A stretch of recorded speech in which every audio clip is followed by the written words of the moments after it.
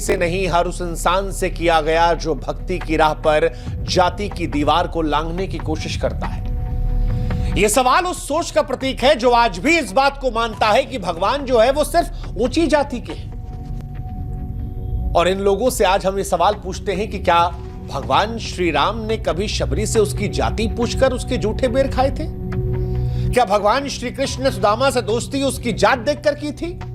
और अगर हमारे भगवान भेदभाव नहीं कर रहे थे तो भगवान के नाम पर ये कौन से धर्म के ठेकेदार हैं जो भगवान को बदनाम कर रहे हैं? क्योंकि ये जो घटना है ये इंसानियत को तार तार करने वाली है, धर्म को खोखला बताने वाली है, समाज को भीतर से तोड़ने वाली है।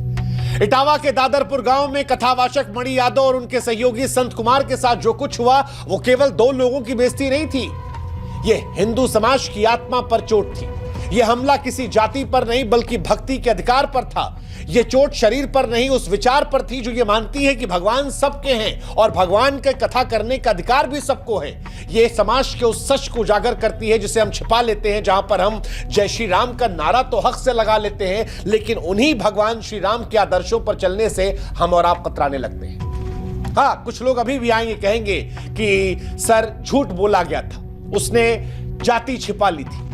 अरे जाति छिपा ली थी तो उसको लहूलुहान कर देंगे, उसके ऊपर पेशाब कर देंगे, सर छिलवा देंगे, सिर्फ इसलिए क्योंकि वो ब्राह्मण नहीं है। सिर्फ इस बात के लिए आप इंसान के साथ जानवर जैसा सलूक कर देंगे क्योंकि उसकी जाति इतनी भारी नहीं थी, इसलिए उसकी भक्ति इतनी ज्यादा पवित्र हो गई कि उस पर पेशाब करवा देंगे, उसको किसी के पैर चटवाएंगे, उसके सामान को तोड़ देंगे, सामाजिक तौर पर बेइज्जती करेंगे। और यह सब कुछ उस आंगन में जहां पर आपने भगवान को पूजने के लिए उसे बुलाया था और आपको लगता है कि यह सब देखने के बाद भगवान आपको आशीर्वाद देंगे?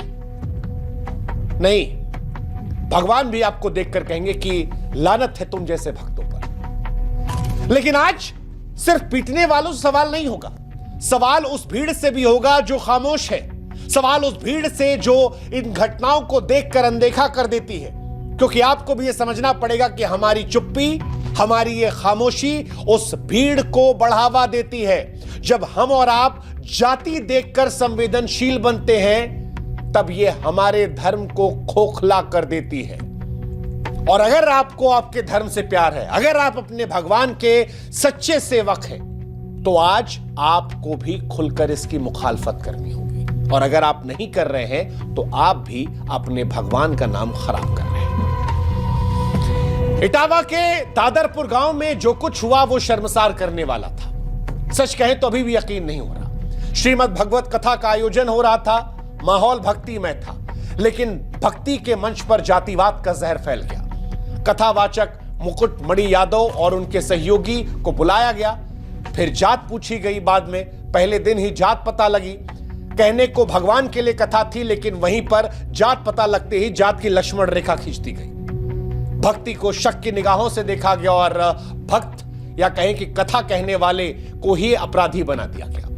50 लोग आए, हमला किया, मुकुटमणि की चोटी काट दी गई, उनके सिर को मुंडवा दिया गया, उन पर पेशाब छिड़क दिया गया क्योंकि जात छिपाई थी। उन पर लात, घूंसे, चप्पलों से बेरहमी से पिटाई हुई। एक महिला यजमान के पैरों में उनकी नाक को रगड़वाया गया। बच्चों और बड़ों के जूते पर सिर रगड़वाकर माफी मंगवाई गई। उनके सामान को तोड़ दिया गया, सरेआम जलील किया गया। इस पूरी घटना का वीडियो सोशल मीडिया पर वायरल है और इस वायरल वीडियो में साफ साफ दिखता है कि न केवल लोग यहां तमाशा देख रहे थे बल्कि बेशर्मी से तालियां भी बजा रहे थे।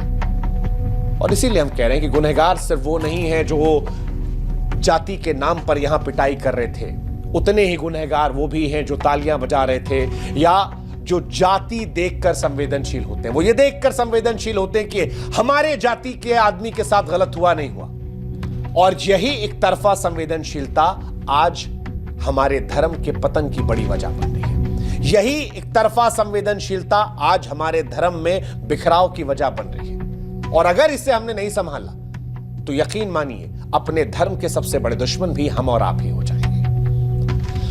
यह मैं इसलिए कह रहा हूं क्योंकि इस घटना के वीडियोस को देखने के बाद भी कुछ लोग ऐसे हैं जो इससे शर्मिंदा नहीं हैं और अभी भी वो बेशर्मी से आकर कह रहे हैं कि देखिए ना, उसने अपनी जाति छिपाई थी। ब्राह्मणों के मोहल्ले में जात छिपा कर गया था, ब्राह्मण बनने का नाटक किया था। दो आधार कार्ड मिले थे, एक में मुकुटमणि अग्निहोत्री उसका नाम है, दूसरे में मुकुट सिंह लिखा हुआ है। उसने धोखा दिया था।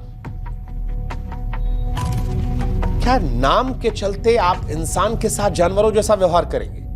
और अगर किसी ने झूठ बोला तो उसका जवाब हिंसा है? क्या जाति छुपा लेना इतना बड़ा गुनाह है कि इंसान की गरिमा को मिट्टी में मिला दिया जाए? हालांकि मुकुटमणि ये कहते हैं कि जाति छिपाई नहीं थी, लेकिन फिर भी हम मान लेते हैं कि अगर मान लीजिए छिपाई गई तो भी क्या बर्बरता की पराकाष्ठा को पार कर देंगे? किसी के ऊपर पेशाब करवा देंगे, किसी के सर मुंडवा देंगे, किसी से कहेंगे किसी का पैर चाट लो। यह साफ बताता है कि असली वजह धोखा नहीं थी, यह जातिगत घृणा थी। और यह भी बात याद रखिएगा, अगर किसी कथावाचक को यह महसूस होता है कि उसे अपनी जाति छिपाकर ही मंच मिलेगा, तो सच कहें उसका झूठ असली दोषी नहीं है। असली दोषी वो समाज है जो आज भी धर्म के मंच पर जाति की पहचान मांगता है।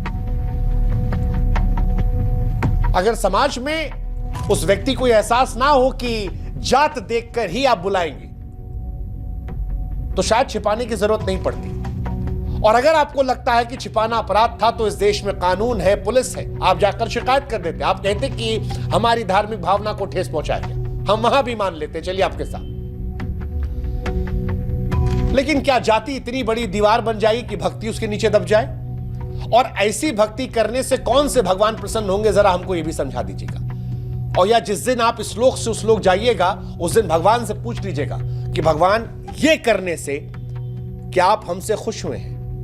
ये जो बयान दिया गया कि ब्राह्मण के गांव में यादव या फलाना जात का होकर तेरी हिम्मत कैसी हुई,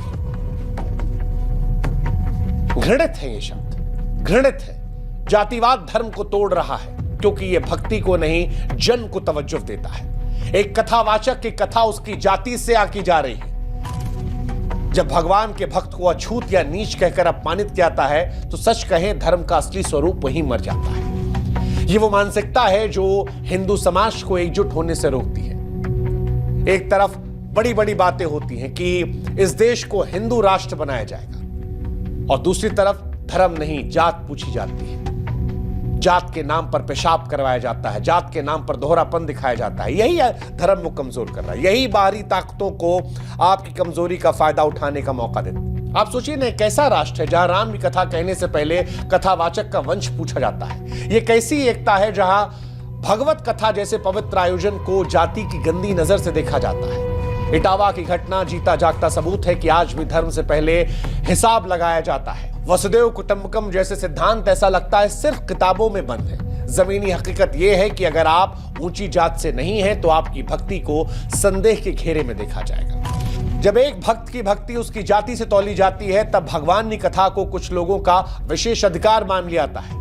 तब धर्म का असली चेहरा सामने आता है, और वो चेहरा श्रद्धा का नहीं, सत्ता का, भेदभाव का होता है। और ये वही मानसिकता है जो धर्म को भी कमजोर बनाती है, क्योंकि जो समाज अपने ही लोगों को जाति